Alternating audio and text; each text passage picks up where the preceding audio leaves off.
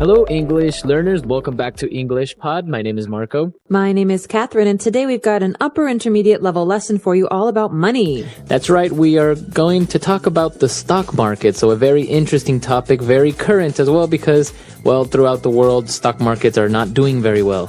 That's right. And you may have seen on the television a lot of information about this. So today we're going to hopefully explain some of the things and phrases and words that you've been hearing.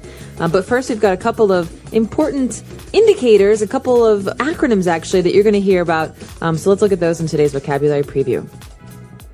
Vocabulary preview.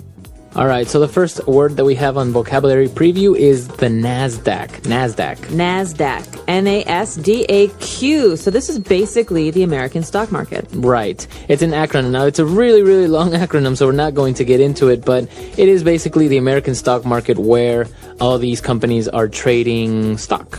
Publicly traded companies. Right. So publicly traded companies, you're basically trading their stocks through NASDAQ. Right. And now the next one that we have is an indicator which tells us how well some companies or some stock are doing, and that's the Dow Jones indicator. Dow Jones indicator. So maybe if the Dow Jones is really low for something, we think, man, it's not doing so well. Right. If it goes up, things are improving. Right. So usually the Dow Jones it's based upon the 50 biggest companies in the United States, the 50 biggest publicly traded companies. Now, you can divide it into like industrial companies or pharmaceutical companies, etc., but in general, that's the indicator and how it works. Great. So let's take a listen to today's dialogue and find out how these words are used in context, and we'll be back in a moment to talk about what's going on.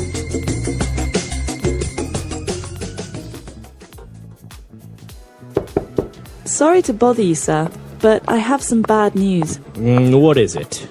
Well, the stock market just took a huge plunge, and we've lost a lot of money.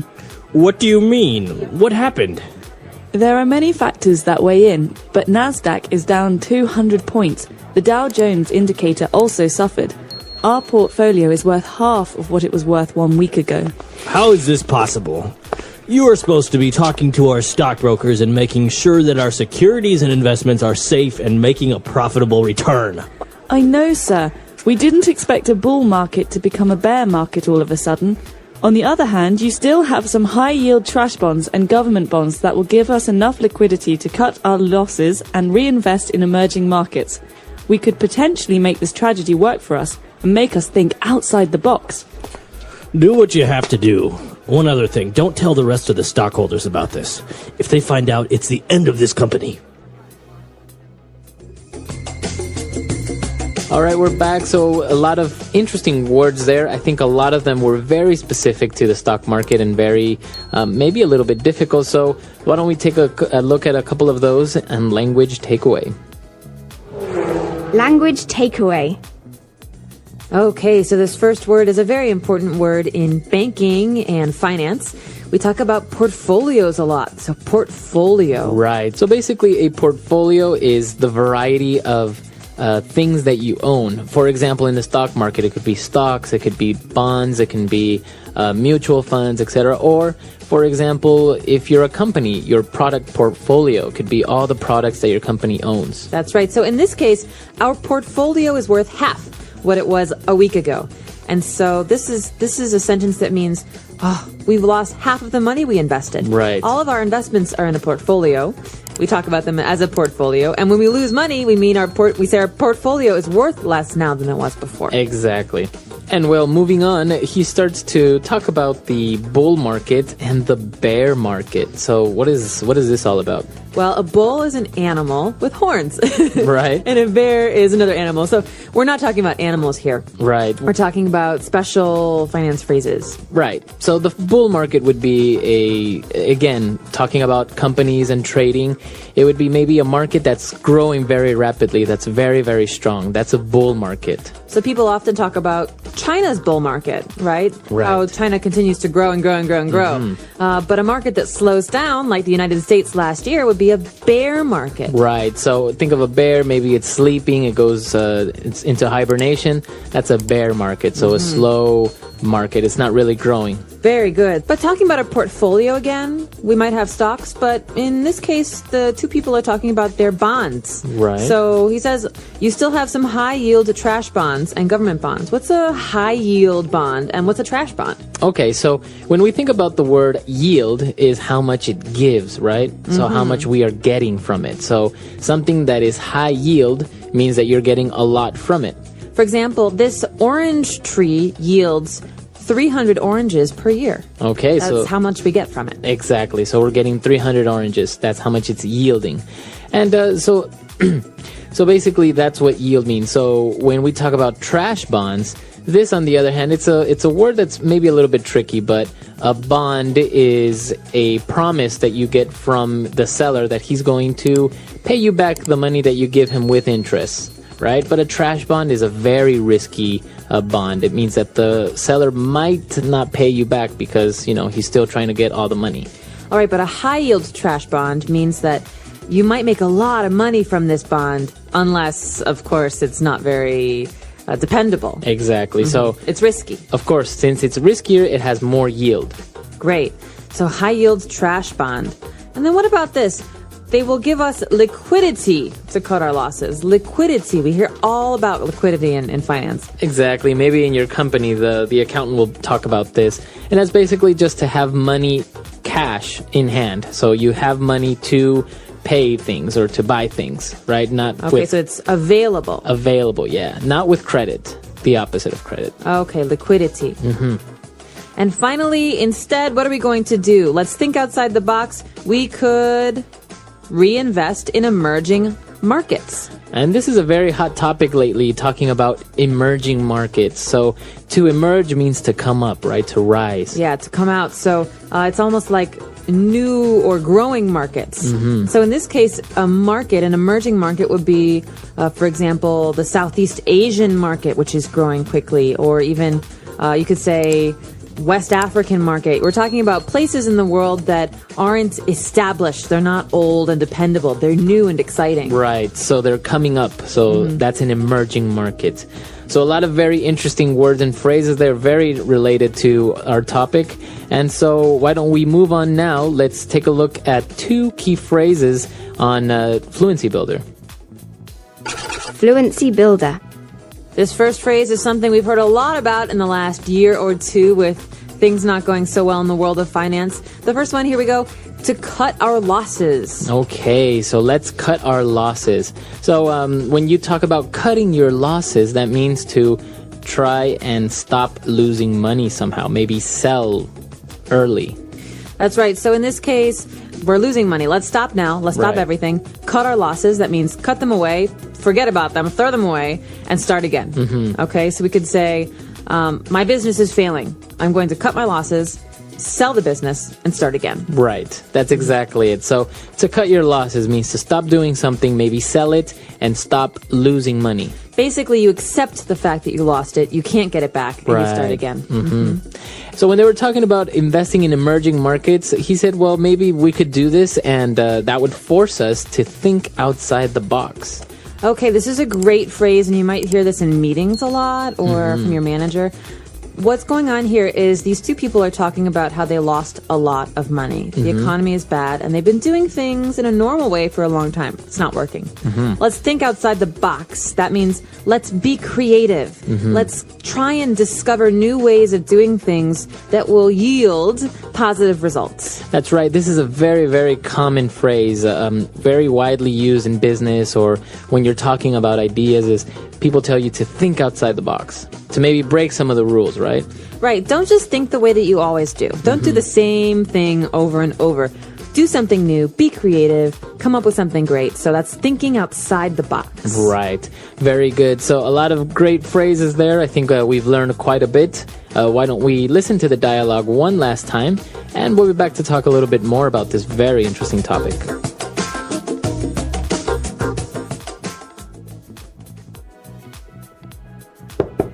Sorry to bother you, sir, but I have some bad news. What is it? Well, the stock market just took a huge plunge, and we've lost a lot of money. What do you mean? What happened? There are many factors that weigh in, but Nasdaq is down 200 points. The Dow Jones indicator also suffered. Our portfolio is worth half of what it was worth 1 week ago. How is this possible? You are supposed to be talking to our stockbrokers and making sure that our securities and investments are safe and making a profitable return. I know, sir. We didn't expect a bull market to become a bear market all of a sudden. On the other hand, you still have some high-yield trash bonds and government bonds that will give us enough liquidity to cut our losses and reinvest in emerging markets. We could potentially make this tragedy work for us and make us think outside the box. Do what you have to do. One other thing, don't tell the rest of the stockholders about this. If they find out, it's the end of this company.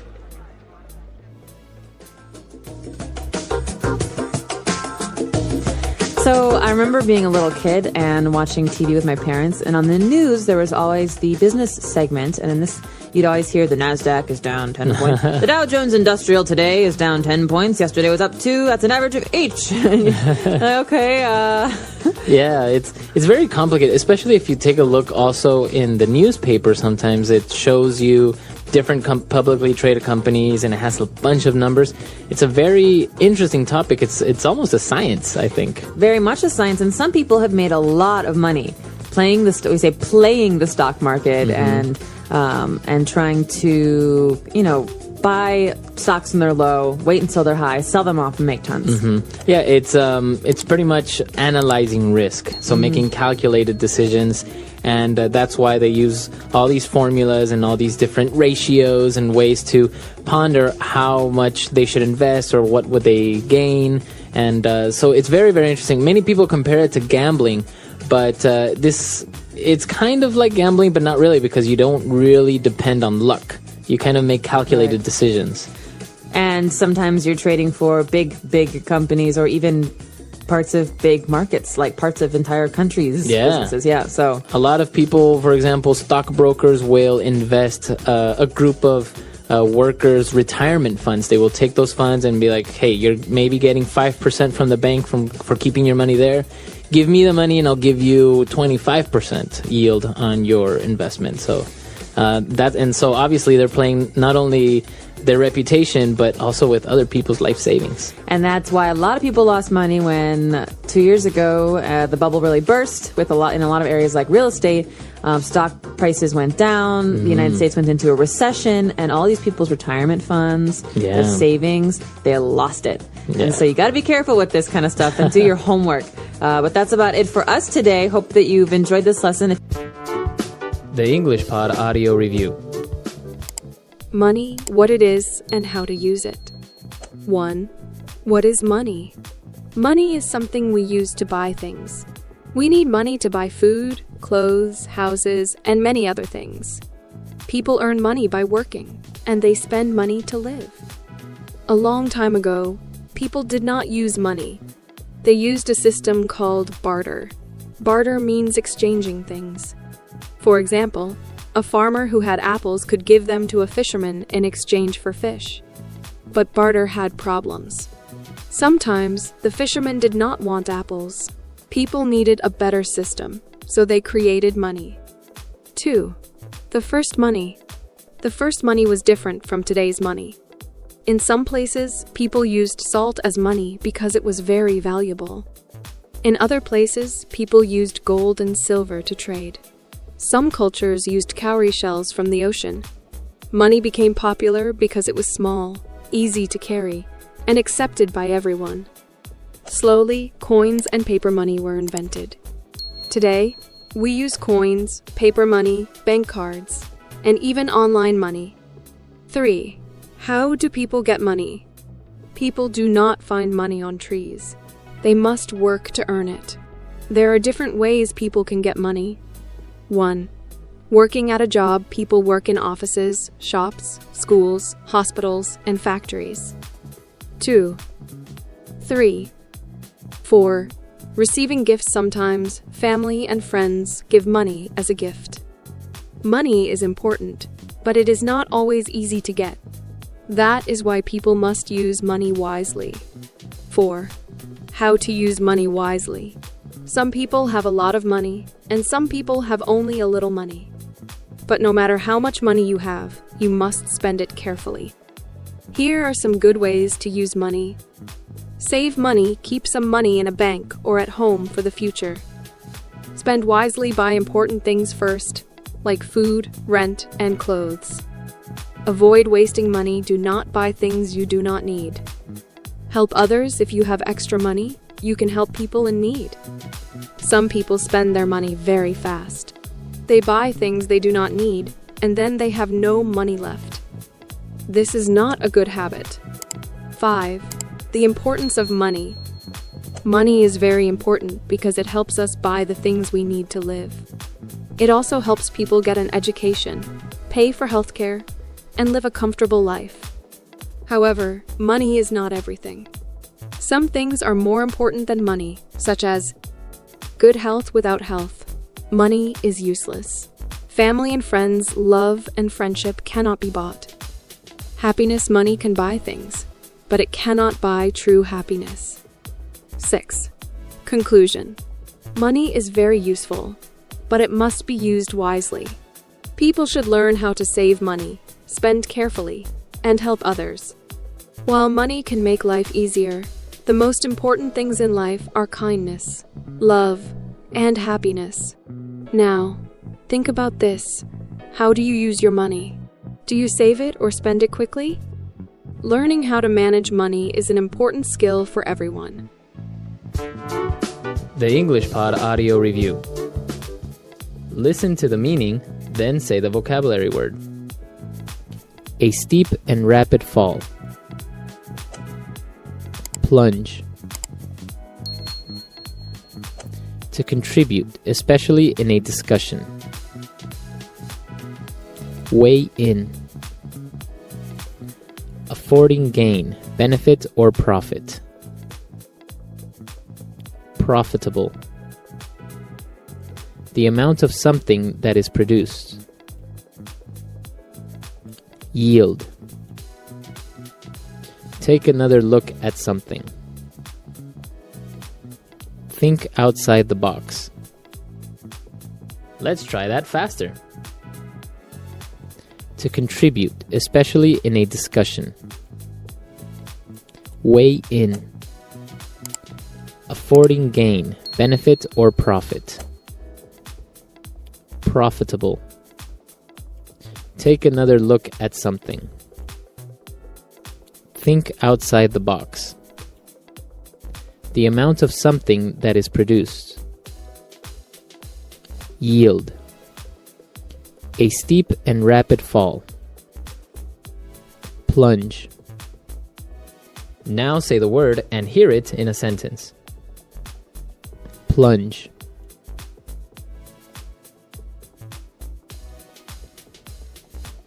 The prices of houses in the US took a huge plunge this month. Plunge. The car went off the road and plunged into the abyss. Plunge. The value of our stock has taken a major plunge. Weigh in. Carol usually weighs in with good ideas at our meetings. Weigh in. Many factors weighed into our decision to fire you. Weigh in. If you weigh in all the pros and cons of buying a new TV, you would see that we don't really need it. Profitable. Their business is very profitable. Profitable. I think we can be profitable if we reduce our operational costs. Profitable. Real estate is one of the most profitable businesses in the world. Yield. The stock you currently own yields about 10% per annum. Yield. I am very unhappy with the yield of these securities. Yield.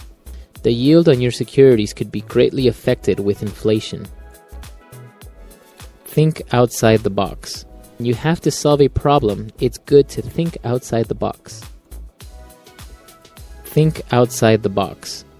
Some of the great inventions of our time were invented because inventors decided to think outside the box. Think outside the box. Thinking outside the box can offer a different and novel perspective on things and life.